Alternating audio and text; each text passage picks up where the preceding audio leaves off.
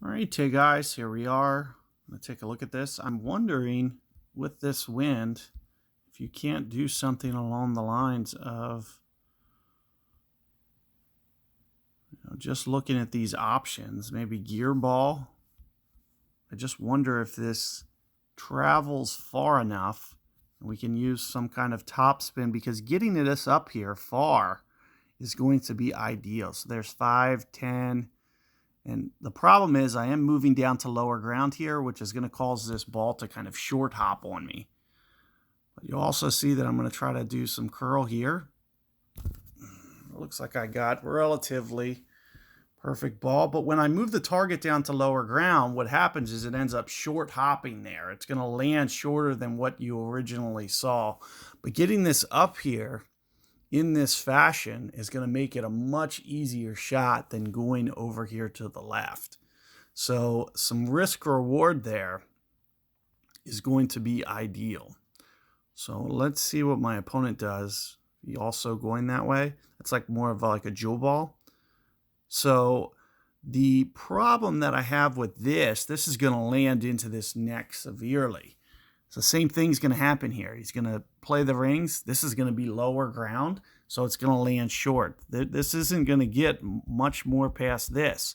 So if you're not really close, with your perfect ball and ring play, there's a potential that you'll land on the rough. And that's one of the main reasons I was trying to extend as far as possible to open this up as much as possible, because you can see that's exactly where he's landing. But it is going to give him an advantage on the second shot if you can have that wind reduction. But also, I should have been able to get it just a little bit farther down the fairway as well. So you can see, I added on some yards here. And we'll need to do some sort of overplay here. So it looks like, I'm feeling somewhere around the mid-club range. Thinking 3.5 on the backspin. So this was typically going to be maybe about 3. Thinking 3 per ring, typically. I'm going to go beyond that adjustment, maybe even to another ring. So instead of going 3 per ring, maybe, what is that, almost 2?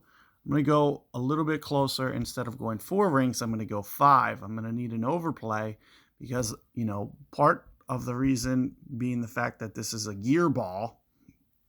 You can see it was probably 4.8, 4.9 rings. I went like 1/10 too much or 2/10 too much. Right in there tight. When you have the gear ball, its range is a lot farther than a typical club. So you'll see that you need to kind of over adjust. So that's more or less what I was doing. If I would typically, let's say I was in there Kingmaker, I would typically maybe go right on 4 rings. When you have gear ball on, you gotta, increase that amount because your arc is getting longer and also you're having more wind effect as well. So I need to overplay a little bit more is basically what it comes down to. So let's just see what this one looks like, just see how it plays out just for kicks.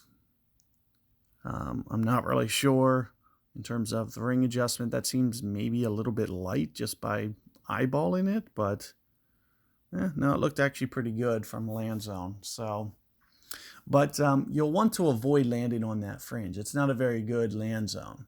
So you can see that I kind of intentionally put it on the front of the green. It'll be ideal if you can put it on the front of the green because it's a much more consistent rollout than, say, landing on the fairway or the fringe. So you'll want to avoid both of those surfaces if at all possible.